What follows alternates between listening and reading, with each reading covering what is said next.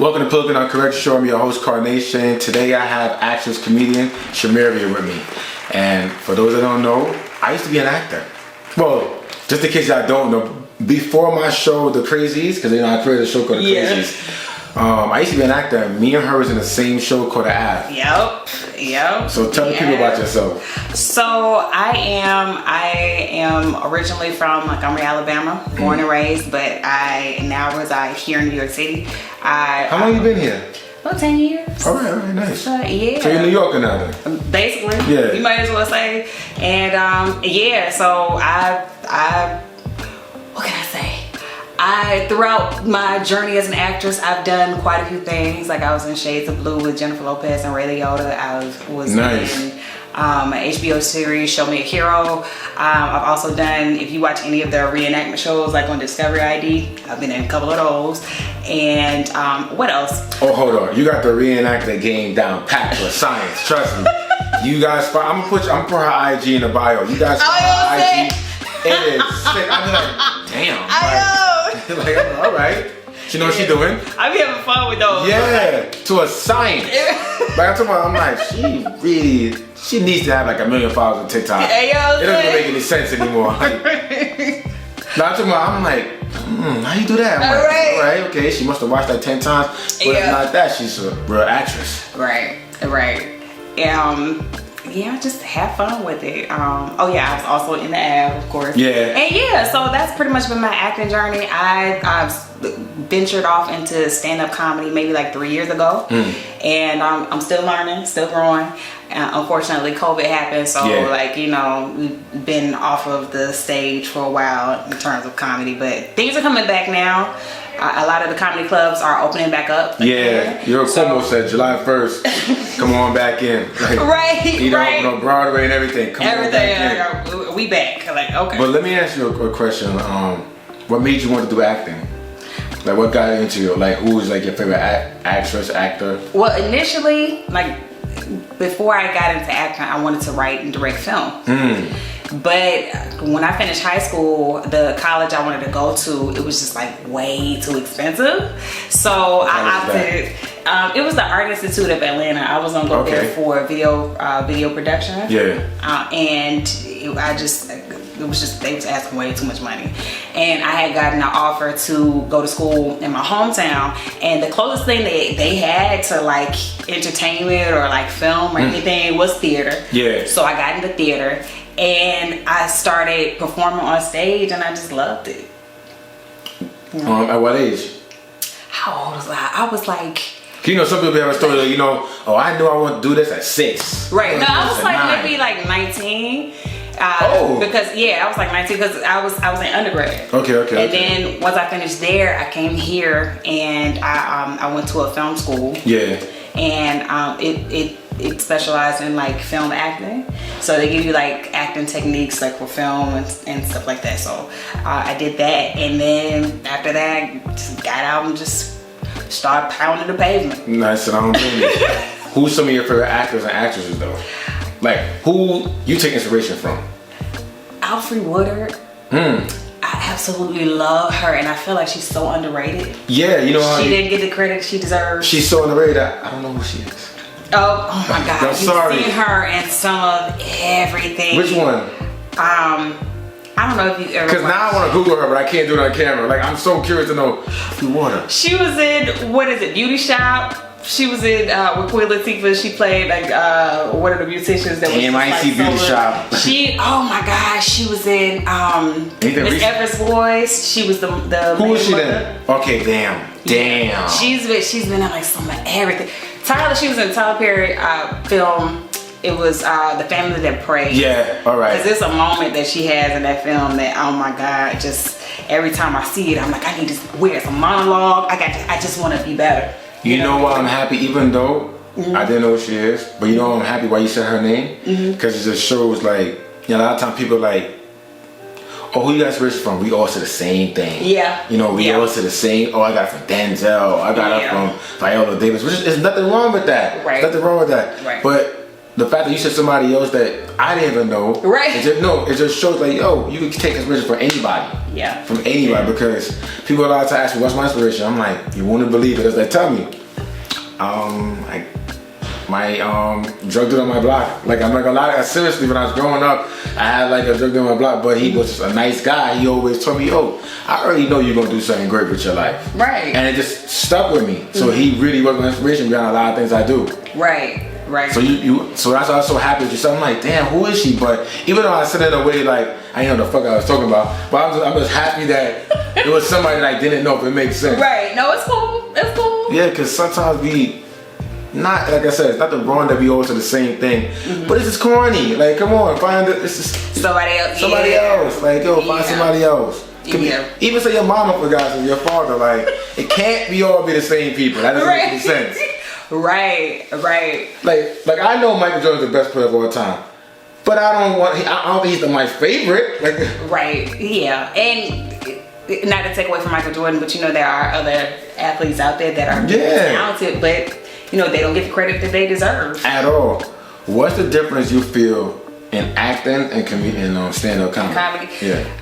Well, I started off on stage and theater makes you definitely like a stronger performer. It has because you got the whole deer in the headlights look. Yeah, it's because it's live, so you can't, like, if you wanted to, you could say, oh wait, we can cut this and we can take this back and do it over. But when you're on stage, you can't cut it and take it over. Your audience is here in front of you, and it's immediate feedback. The same is true for stand-up comedy. But the difference is, in when you're on stage doing a monologue, even if it's supposed to be comedic, if the audience doesn't know it's supposed to be comedic, they will still sit there and watch it and appreciate it. Whereas when you're doing stand-up, you're getting up there with the expectation of being funny. And it's not the same as if we just cracking jokes, or you cracking jokes with your family. Because everybody have a different sense of humor. Right. It's different. Yeah. And then, like, especially with the temperament now, in today's society, everybody getting mad about something. Everybody's so sensitive about something. I tell people all the time, one of my favorite stand-up, I think he's the funniest guy of all time, is Eddie Murphy. Oh, yeah. And I always said, Eddie Murphy raw, as funny as it was, he could not do that now. Oh yeah, no, he couldn't do that. He could not do that now. No. I know you know which part I'm talking about. Oh, boy. With the guy on the roof, oh my God. I have that. Oh my God. 90% of them jokes he told, but he cannot do that now. And it's sad to me, but I understand, but it's still sad. Like, damn, Eddie Murphy will be blackballed if he did that now. Okay. Like, so yeah, it's difficult, and I'm telling you, one thing I can say is white audiences are a little bit more patient than black audiences. Oh, come on. We're not even patient with ourselves. So what? Think about it. Like, yo, you got your own business. They order from you. They want it next day. They order from Saks though. Saks time, oh, you be there like 2 weeks. They cool with it. Yep. Come on. Yep. We're not even patient with ourselves. I had somebody that was, damn. Let me put it out there, but I had somebody that wanted to be on the show, and she wanted it now. But I'm like, you gotta cut and edit it, right? Right. Give it 2 days. Right. All right, 2 days. I'm like, Jesus Christ. All right, no problem. Right. But it's like that. Like, one thing I can say, getting into stand-up and did for me was it made me look at the world differently. Like, there's a funny side to any situation. Yeah, of course. So, and it taught me how to laugh more. If you want to look at it that way.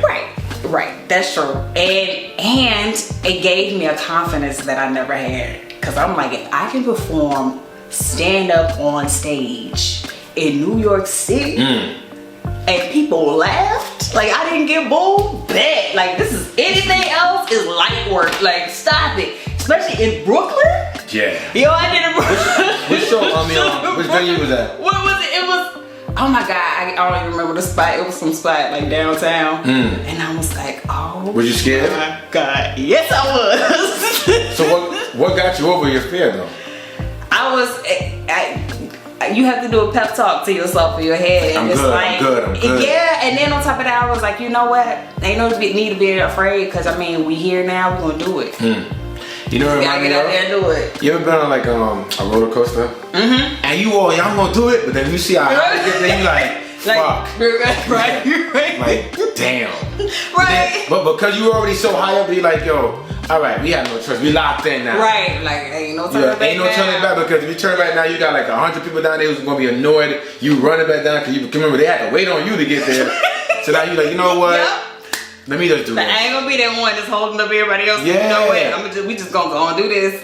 And it's like that in comedy, and especially when I listen to a lot of interviews from comedians, and like they all say the same thing. Everybody has a moment where they don't do well on stage and they quote unquote bomb. So everybody's experiencing all the big names. No, thank goodness. But did you have it for like even acting? No. Damn, girl, you good? You better get an Oscar. Right. I'm just like, whew, I haven't had it. Thank goodness. But knowing that, like, all your bigger names, like, they've been there, they've had that experience, is comforting, because it lets you know that you're not alone. Yeah. You know what I mean? And like, it's hard, because a lot of times when you write your material or when you're performing, you don't know what's going to work and what's not. Yeah. So like, that's just life. Right, yeah, exactly. That's just life. Exactly. Like, you don't know what's gonna work. I had no clue I was gonna do this. Even though that drug dealer guy told me, I wasn't paying no mind. Like, bro, I'm gonna be a basketball player. I'm gonna do this. No. Right. You don't know until, you know, sometimes things presented your way, then you start thinking, oh, I can do this. Right. Right. So I already know you're gonna get like awards and stuff. I appreciate it. Come on, man. Listen, I saw the acting from the ad. Mind you, I had a minor role. I had a minor role. Shout out to Bobby Ashley. Okay, shout out to Bobby. Yeah, I had a minor role, but I already saw what you was doing. I'm like, yo, everybody is actually, you know, they know what the hell they doing. Yeah. So, you know, sometimes you just got, you know, I remember when I was on the show, I looked, because I'm not one of those guys that do like, oh, give me a bigger role. Nah, he probably gave me that role because that's, at that moment, that's what I was fit for. Right. People don't realize that, like I remember Tom Cruise, no, what's his name? What's Angelina's ex-husband name? Brad Pitt. Brad Pitt, yeah. He was in Deadpool. He was in Deadpool 2 for like 5 minutes. Right. You know, but it fit. He fitted that scene. Sometimes people, you know, get ahead of themselves like, no, I want a big, no, bro, you don't fit that part. Right. You gotta play your role. Right. So, like I said, I already know you're gonna do your thing. Thank you. And that's another thing too, like learning the nature of the business. One of the biggest lessons I had to learn, and anybody who's gonna get into this has to learn, is it's not personal. Yeah. And like once you get past that, you start to build a resiliency, and it is difficult, but over time you just get used to it. You build a thicker skin, and you know it's been plenty of auditions I've been in, I've been up for. You know what I'm saying? Like, and this is how they do you. It'll be like 6-7 o'clock in the evening, like past business hours. You know what I mean? Your managers or an agent will call you and be like, hey, yeah, so they just want to know if you're gonna be available or if you're interested. Yeah, I'm available. So does that mean that I have it? Nah, we're just waiting for an official offer. But you know what? You know what I'm saying? I'm talking about they can see you for a role that you need to show up for the next day, like tomorrow. Jesus. And I'm like, oh, okay. So we just waiting all night, just waiting. So when they have you there, like, you know, to like an audition, is it like 6 people just dissecting you? Well, it's a process. So like, you know, once you do the initial audition, it's just you and the casting director and casting director's assistant. And then if you get a call back, a lot of times it's the casting director, and it may be like 1 or 2 people like from the production or something like that. Okay. And then like, you know, you get a third call back. A lot of times it's the entire production team. So it's like the directors, producers, like writers, everybody in there. Not writers, but like the directors and the producers are definitely in the room along with the casting director. So, you know, and it's just a room full of people and they just watching you. You know what I mean? It's a lot going on then. Yeah. When's your next like stage stand-up show? My next stand-up, I'm planning on doing one maybe like next month. Well, I want to be there. Okay. I want to be there. Take some pictures of you filming. Like, listen. I took all the time. Part of me doing this is really not for me, even though I love doing it. Right. But it's just to showcase a lot of people doing their thing. Right. Like I'm very big on because I know there's so much talented people out there, and we're not getting the love for it. Right. But if I could be the one, I remember Tupac had this one thing he said that he's like, yo, I know I may not change the world, but if I could spark the brain to do it, then I'm fine with it. It's the same thing with me. Right. If I could I probably, just hypothetically speaking, I probably won't be famous. But if I could spark somebody to become famous because of watching me or being on my show, I'm fine with that. Yeah. But here's the thing about that, especially with the internet culture now. Yeah. You never know what can go viral. That's a fact. And a lot of times, it happens out of randomly. Right. And a lot of times all it takes is one video. Everybody know who you are. Yo, you see Incarnation? Yeah. You see Poetically Not Correct? Like you see that? Like, yo, you need to check that show out. Like, dog, you need to go. And all it takes is one. I think one time they caught me on surprise. I was with my homeboy in Jersey. Actually shooting my web series, The Crazies, and somebody passed by and said, "Ain't you politically not correct?" Yeah. Yo, boy, you're in my heart. And I'm like, yes, I am. Right. So yes, I am. Because it caught me off guard. I'm like, when you watch the show, like, yes, I've been subscribed for the past 2 years. Oh, wow. And then I realized he was in line because he said, you took a break and you came back. I'm like, damn, he did. Right. I took a break. I took like a 6-month break and I came back. I'm like, I'm happy as hell you came on the show. Thank you for inviting me. Nah, listen, I know, let me talk to somebody this. You supposed to be on the show for almost like a month, but I had COVID. So I had COVID, so I'm like, I don't want to be around anybody right now. Yeah. And even though they said after 2 weeks that you could be around people, I still was I don't want to be around nobody. Right. Yeah, because I didn't feel right. I said all the time, it ain't 2 weeks. That shit feels like a month. Cause it fucks you. It really bodies you. Like you really are down for the count. Wow. And even after the 2 weeks, there was even after they said I was cool, my body still wasn't right. Wow. Yeah, I still had a dry cough, and I still noticed even lifting. Say if I want to lift on one of these chairs, it felt heavy. Really? Yeah, it breaks your body down. Wow. That's why I don't take it lightly. I tell people all the time, nah, that shit's still out there. Yeah. Nah. Yeah. Don't take it lightly. Don't take that shit lightly. So that's why you wasn't on, the show. Yeah. But you on it now. And you did a great job. Thank you. And I want you to tell people where they can find you at. Well, you can find me on Facebook, Instagram, or Twitter. I'm not really on Twitter as much, but Facebook, Instagram, definitely. TikTok at Shumerria. That's SHUMERRIA. And I'm gonna put all her link in the description and everything because I want y'all to show her love. Right. All right. And one other thing, real quick. I got a documentary series coming out.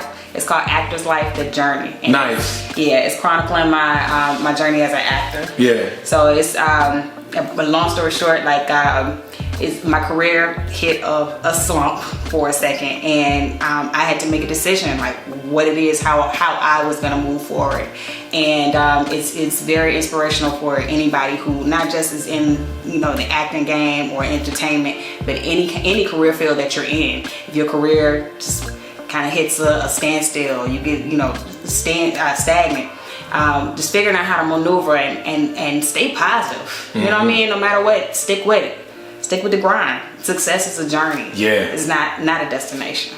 Before we close this out, I'm so proud that we did this in one take. You know why? I knew you was coming on, so I'm like, all right, I got an actress coming on. I'm not trying to even have 4 different takes. Right. I'm trying to make sure that I got skills too. All right. So, Shumerria, thank you for coming on. No, thank you. Guys, subscribe to the channel. Follow Shumerria on Instagram. You need to be on Twitter more. I noticed that. Yo, trust me, Twitter's a big thing. Twitter never dies. If you notice, everything else always dies down. Twitter never dies down. That's true. Because a lot of photography gigs I got was from Twitter. Wow. Yeah, from Twitter. Oh wow, yeah, I'm gonna have Twitter. Maybe Instagram hashtags don't work that much, but if you put hashtags on Twitter, they really work. Oh wow. And I don't know where people actually search that stuff. And then they find you, they DM you. You're like, oh, how you find me? And literally from right there, they tell me, oh, the hashtags you put. So Twitter, where I tell people all the time, don't forget Twitter. Right. You actually forget Facebook, but don't forget Twitter. I tell people all the time. You say Facebook for your family. Like, you know. Right. Sorry, exactly. You got enough money already, all right? Okay. All right. So guys, subscribe to the channel, like the video, share the video. And I'm Carnation. It's politically not correct.